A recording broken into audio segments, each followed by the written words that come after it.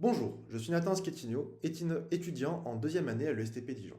Et aujourd'hui, je vais vous expliquer pourquoi un ingénieur doit maîtriser les négociations éthiques et responsables pour être pleinement opérationnel dans son métier. Dans le secteur des travaux publics, un ingénieur est amené à négocier au quotidien, avec les clients, les fournisseurs, mais aussi les équipes sur le terrain. Mais ces négociations ne doivent pas être simplement un rapport de force, elles doivent être équitables et éthiques, car c'est la clé pour établir des relations de confiance et assurer la réussite de tous les projets. Alors pourquoi est-ce essentiel? Eh bien, un ingénieur opérationnel ne travaille jamais seul aujourd'hui. Il doit composer avec des objectifs économiques, mais aussi des contraintes techniques et des enjeux humains. Une bonne négociation permet d'aligner les intérêts des différents parties, tout en respectant les principes éthiques et de responsabilité. Alors quelques exemples concrets que j'ai pu apporter grâce à mon expérience, notamment lors de mon stage chez Colas, où j'ai pu observer comment les chefs de chantier devaient négocier avec les sous-traitants pour respecter les délais, mais aussi les budgets.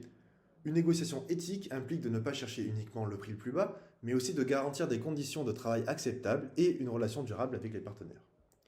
Dans mon projet avec des sablières de Brécé-sur-Tille, avec le STP, nous devions trouver un équilibre entre l'aménagement du site, mais aussi la préservation de l'environnement. Et cela a nécessité de discussions avec les parties prenantes pour concilier les différents enjeux écologiques, mais aussi les besoins des usagers.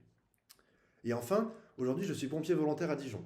Et j'ai appris à négocier rapidement et efficacement dans des situations d'urgence, ou par exemple lors d'interventions où il faut souvent convaincre les victimes ou des témoins très stressés d'adopter le bon comportement ou de nous suivre pour aller jusqu'à l'hôpital. Dans ces cas-là, il est essentiel d'être clair, ferme, mais aussi bienveillant, pour garantir la sécurité de tous.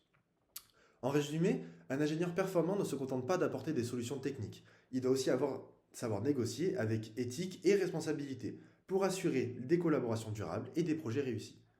Maîtriser ces compétences, c'est s'assurer que chaque négociation profite à toutes les parties dans le respect des valeurs et des engagements.